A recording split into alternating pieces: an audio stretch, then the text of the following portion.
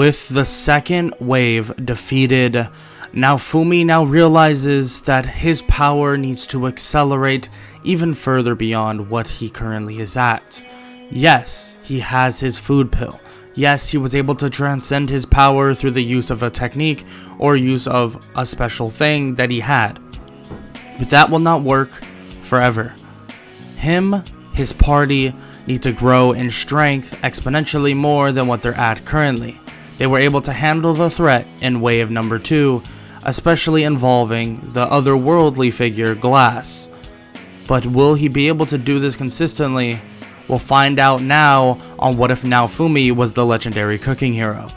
Yo, what's good everybody? It's your boy Golden Falls Golden What If, whatever you want to call me, and I'm back. I am back for the finale of What If Naofumi was the legendary cooking hero. So if you enjoy, make sure to leave a like, sub, comment down below any suggestions you have for future what ifs, and that's about it. That's all I need to say. I'm not going to waste any more of your time, and let's get right into the what if. Let's get it. Now that the wave is completely finished, the heroes are sent back to the castle and are sent to meet with the king once again. But the king is frustrated. The king is questioning various things that Naofumi has gone through, questioning if he's truly telling all the truth, and he says that he's said all the things that needs to be said. He's explained everything he's done so far, and he doesn't need to explain any more. The king finds it otherwise, saying that Naofumi has to be hiding something, but Naofumi says he's definitely not. Naofumi basically tells the king that he cannot waste any more time here and goes to leave. But the king spouts out that if he doesn't tell the complete and utter truth, that he'll torture his party. Yeah, he can't handle or deal with the rest of them, or Naofumi himself, but he can deal with the rest of them. Naofumi is pissed to hear this, turning around, and his anger itself summons something. It actually summons Milo. They think that they're gonna be able to keep Naofumi there because he personally can't fight them, at least super effectively, without maybe majorly upgrading himself using that food pill. And he's not gonna use the food pill again because it does hurt his body quite a bit. But when Milo comes crashing through the wall of the palace, Milo immediately grabs Naofumi, sensing the danger, and jumps out. The king is pissed to see this and tells them to hunt him down right now. Naofumi, now on the run, begins to leave the palace and leave the castle, knowing that it's time for them to take the next step. They need to get their class upgrades, and everybody needs to flourish further beyond, well, whatever they have around here. But as they're leaving, someone actually stops them. It's Melty. Melty begins speaking to them and saying that she really needs to, well, have Naofumi reconcile with the king, and that it's okay that Milo broke through that wall. It can be fixed. It's fine. But Naofumi doesn't care to reconcile, saying that he's threatened his partners way too much. Melty, hearing this, is shocked, and what happens after is even more shocking. One of the knights that are there goes to try and stab Melty, but immediately Milo jumps in front of her, kicking one of the people away, then wrapping his tail around the guards. Naofumi then tells Melty that they need to go now. Milo immediately kills the rest of the guards and then leaves with them as well, and they begin to run as fast as possible, traveling using the speed of Milo, Rover, and then also Philo, as fast as they can. And they're saying that they're going to try to make a break for Shield Frieden, but unfortunately they're going to be cut off very quickly. They're cut off and all the borders are practically sewn shut. You can't even get out. But someone does approach Naofumi. It's one of the shadows again, and Naofumi recognizes her, saying that he's seen her before, and she hands him something. It seems to be an emblem, and says that the queen wants to speak with him as soon as possible. And Naofumi says that's fine, he can do that, but unfortunately the borders are going to be closed off. With the head start though, only the knights are ahead of Naofumi, and they're able to outmaneuver and get away from everybody else. But when he does see Ren and Itsuki, he throws something at them and basically screams that he hopes that they can figure that out. He runs off, and eventually they're able to escape with a lot less trouble than any time in the usual canon, and they're actually found upon by someone else. Van Richnot, a nobleman actually who rules this area that they just entered in, brings them into his manor, basically explaining that he'll protect them and basically keep them here until dawn, but unfortunately they're found relatively quickly. Richnot is arrested, and the maids hide Naofumi, Milo, Raftalia, anybody that they possibly can, and Melty decides that she'll distract the knights, but he's uneasy about this. Naofumi is scared that Melty will die before they're even able to help her, so Naofumi and his party will make a break to help them right after they know the coast is clear. They leave, and Raftalia begins to explain to Naofumi that one of the people that came as well is by the name of Rabier, and this person is a terrible person, someone that tortured her, kept her enslaved, and various other things like that, and that she has a plan for him. And Naofumi always will tell her that she needs to pick and choose her current battles. What's important to her, the death of him or the safety of the others? And she nods and basically is sorry for talking like that, but Naofumi says he understands that when someone would do such a thing like that, it would force you to feel that way. They arrive at the kingdom, and it seems like there are tons and tons of demi-humans at the gates, slamming into the gates trying to get in, and they basically walk in to try and find Melty and Van Richnot, in which they enter the castle and then find them while knocking out a multitude of guards. They are able to save Van Richnot and also Melty, and Raftalia has her blade to the neck of Rabier. She's not so sure if she wants to pull that trigger. Does she want to end the life of this person? Will that even give her justice? Will that even make her feel better? She's not even sure. And he's pleading, he's begging for forgiveness. So she decides to not do it and just uses the hilt of her sword, hitting him in the temple, knocking him out. Thinking that this was enough, she turns to leave, but Rabier somehow stumbles to his feet trying to grab her ankle, but when he does, she kicks him off and he stumbles out a window. Unfortunately, Rabier is falling from the rooftops and slamming onto the ground. Raftalia didn't want to kill him and feels that she did, but Naofumi reassures her that that was his choice. He made the choice and you gave him mercy, but he didn't take it. But what they didn't realize is that Rabier would be still alive when they get down the staircase.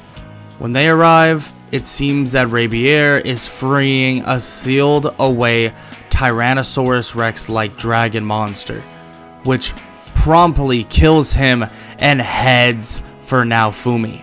Naofumi tells everybody that they need to run, that the best idea is to just escape. There's no reason to fight this thing, especially with the lack of, well, the Dragon Hourglass upgrade, so they need to go.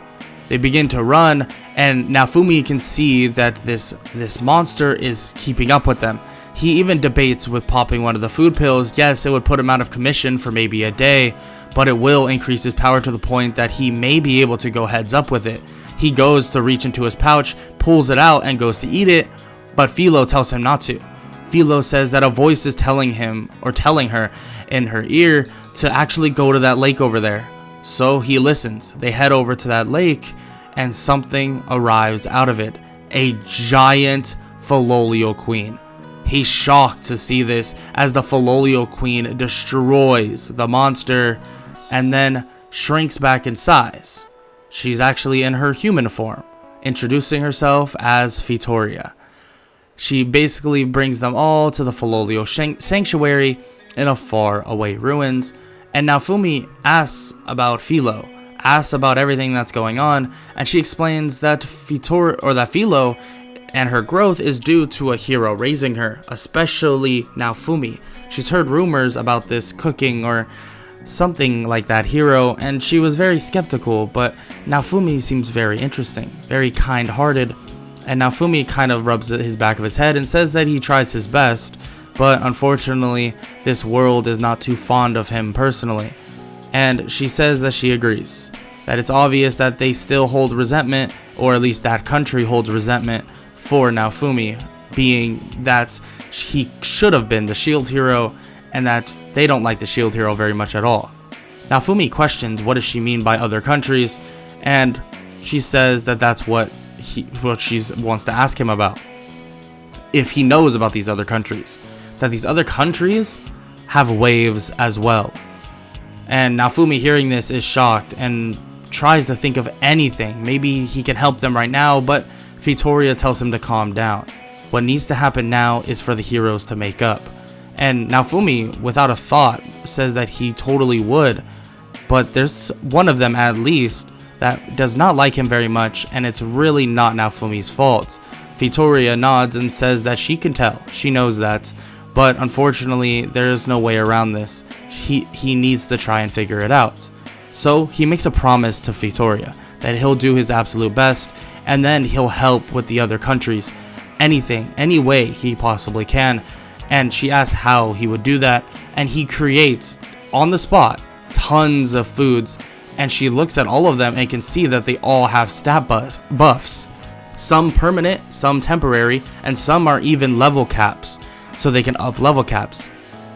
He explains that all of these have helped him on his journey, so it should help the other countries as well. Vittoria is shocked to see this, but says that this will be perfect, that he'll be able to help all the other countries once they figure this out. He nods and agrees to obviously try to reconcile with the other heroes, and Vittoria has one more thing. She begins to say that she wants Philo to be her successor, so they're gonna have a test for her, and she wants him to go along. So they agree.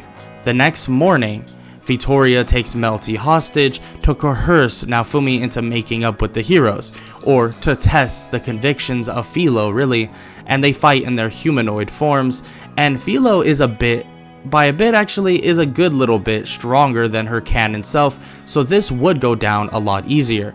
And this boost in power and base stats would basically allow Philo to be almost at the top of the party.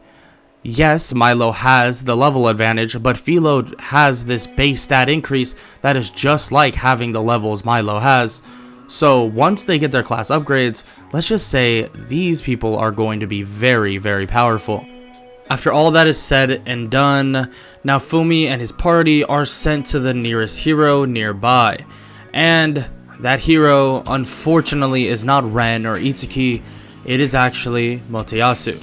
And Motoyasu is more aggressive than normal, and he says that he'll never forgive Naofumi for what he's done.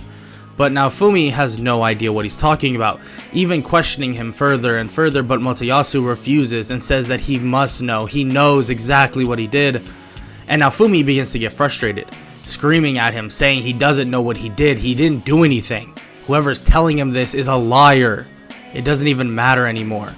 Naofumi has come here to make peace, but it doesn't feel like Motoyasu is even budging.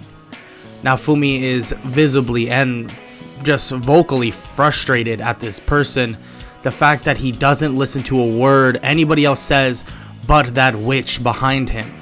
And he says that don't ever call her a witch, that she's the most trusted person or trustworthy person he knows.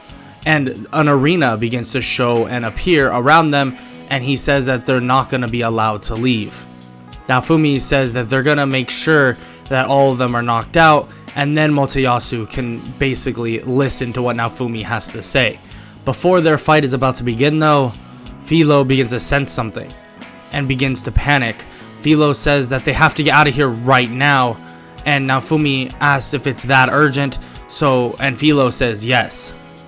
Immediately popping the food pill, doubling his level, and making his small knife into a giant cleaver, he's able to slice through the barrier that's keeping them in, and they immediately move out. Naofumi, in a deeper voice, even responds to Motoyasu, telling them that if it's that serious, they might want to move as well.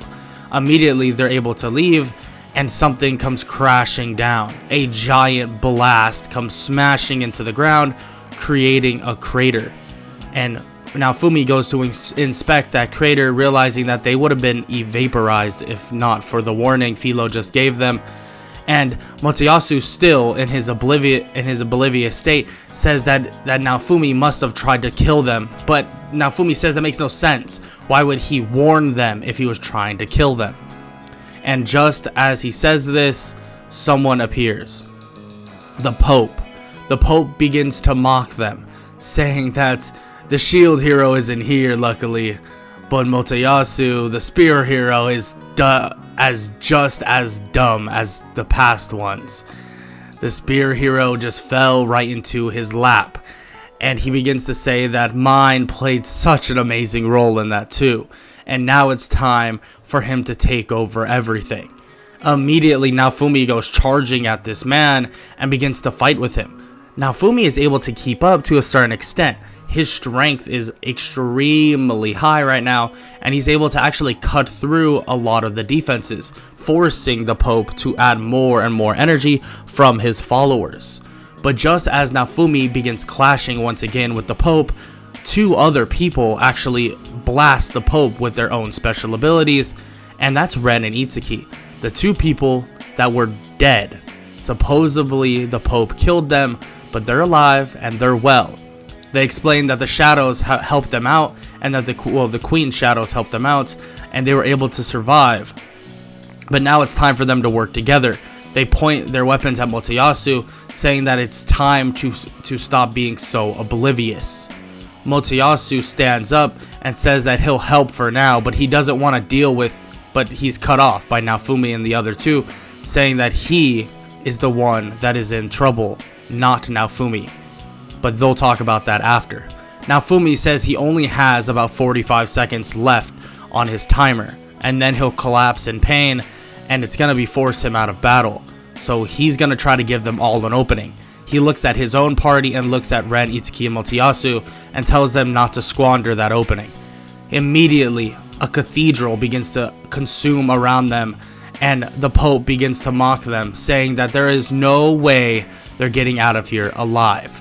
Naofumi, though, has other ideals. He pulls out another food pill, and Rautalia screams at him, telling him not to do that, and he just smiles, popping the food into his mouth, and that makes his level skyrocket by 100 more levels, making him a whopping 190. Naofumi now knows that 30 seconds, honestly, that's generous. There's no way he even has that much time. But he's able to slice through the defenses of the Pope like butter, completely obliterating the defenses and allowing a giant opening. And that opening is perfect for all of them. Motoyasu strikes the Pope, then Ren, then Itsuki, then the entire party of Naofumi, and they all work together, blasting the Pope as Naofumi drops out of his more giant man-like a form and collapses to the ground, gasping for air. It's hard for him to even breathe, and he can feel his body rejecting what just happened. He believes that he's not gonna make it, but maybe he will, maybe he won't. I guess he'll realize if he wakes up in the next morning. He passes out, and he doesn't wake up that next morning. He doesn't wake up for days. 3, 4, 5, a week, 2 weeks. Naofumi is out for a while, but when he wakes up, he sees people around him, including the Queen. The Queen's there apologizing to Naofumi, saying that she's sorry that he had to get put in that situation.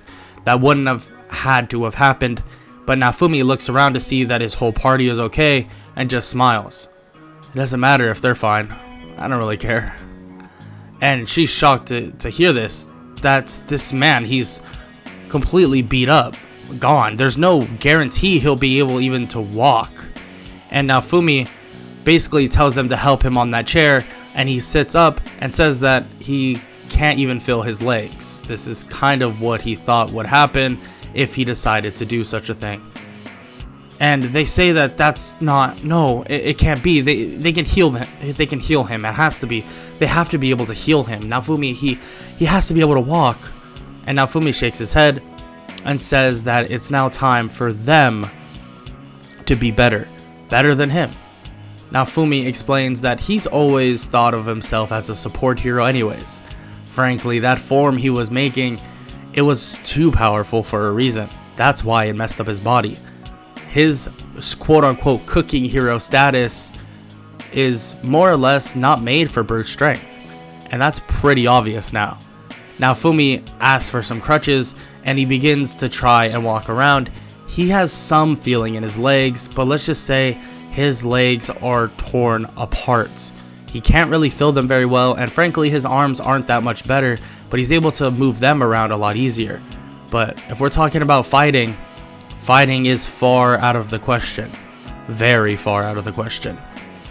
Luckily, Erhard is able to get him some stints and some good things for his, or like casts and stuff like that, for his arms and his legs, and it helps him walk a little bit. And these braces would help him walk around with his party, but it's not going to help him fight by any means. It seems like Naofumi has seen his last days in terms of fighting, but he can still help his party members out. He begins explaining that he is a support hero. Yes, it might not have seemed that way this whole time, but his party was the reason why they were being so successful, and that's what matters. So Naofumi says that he'll make sure that everybody is powerful enough, as long as they can speak on good terms. So the 4 heroes council then begins. Unfortunately, they're about to already leave to Kalmyra, especially because some time has already passed. Actually, a lot of time has already passed.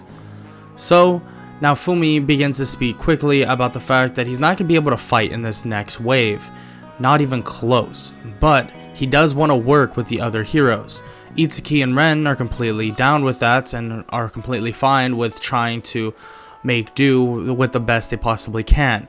And Naofumi pulls out something. It's a food that will give them both a +1 in strength buff permanently. So he wants to see if his food would work. So they eat it, and it does seem to work. And Naofumi says that it had to be tested off the bat, because frankly, if it doesn't work, then it'd be such a waste of time for him to make a bunch of food, especially for the heroes, for it not to work at all. So Naofumi explains that he'll make as much food for the 3 heroes as possible, but he needs an apology from that man right now. He points at Motoyasu, and Motoyasu says he has nothing to apologize for, but Ren and Izuki disagree. He definitely does. He's had a grudge against Naofumi this entire time for absolutely no reason at all. Naofumi has only been nice to everybody, but of course Motoyasu wants to be a burden here. And Motoyasu says fine and apologizes, saying that he's sorry. But even Naofumi doesn't even know if this is sincere, but says that that's the best it'll probably get. But with all that said, Naofumi is gonna take the time that they're at Kalmyra to basically look around, find new ingredients for food, as his party will train on their own. He explains to his party that this is just gonna how it's gonna have to be, and to protect each other as best they possibly can. Especially now that they got their class upgrades, in which they did get before they left to Kalmyra. But this would be kind of severe. Actually, this would be good for them, but luckily they did that. Because if they didn't, they would be in a world of trouble. Because unbeknownst to them, in 24 hours, that next wave in Kalmyra is about to begin. Naofumi is cooking up food after food and tons of things like that.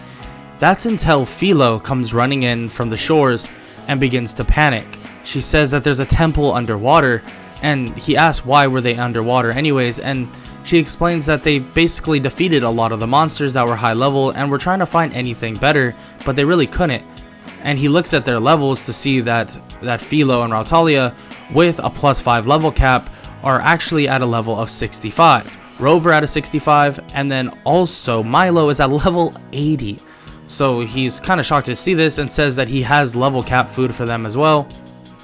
So he gives them level cap food, making it so their level cap is 70, 70, 70. For obviously Raftalia, Philo, Rover, but then for Milo, it would be a level cap of 85. They run off to see the temple, and Naofumi goes down with them to see that the wave is in only 12 hours. He begins to immediately contact the queen, telling her of this, and she says she will whip up ships as soon as possible. Just get as much stuff done as humanly possible for him, and he agrees. So he has lines of food for the 3 heroes, his party. And when everybody conjoins about 3 hours before the first wave, actually the other 3 heroes' parties are about to dig in, but Naofumi says not to touch anything, that's not for them. He's only made enough for the 3 heroes and then his party, not for them, and frankly the food would be wasted on an undertrained party. And Ren and Isaki kind of agree to this, saying that frankly they did not train their parties to the tip-top shape like it seems like Naofumi has. And of course Naofumi has obviously his own advantages, but it doesn't really make sense for their parties to eat the food that is on the plate, at least right now. Maybe after the fact if there's leftovers.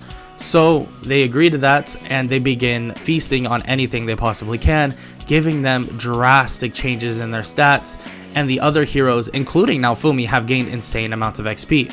It seems like Naofumi never realized this in the first place though, is that he gains XP when other people eat his food, and since his entire party is eating like the food that he's created via his knife and all that, it seems like he's gaining an insane amount of XP, even with the heroes around. It's kind of odd. He swore that he wouldn't be able to level with them around, but he'll take what he can get, making the heroes be a pretty good level. We're talking closer to the level 100 range, and Naofumi's party is around the 80s, and then everybody's at 80 except for Milo, who's at 90, which they did eat more level uncapping food. So now they're basically on par with the other heroes as well, with Naofumi at a level of about 65. He's on the lower side. Frankly, he hasn't been able to do real training in a long time, or at least in the last 2 weeks since he was out cold, and then the last day or so. But hopefully this will be enough to defeat the wave.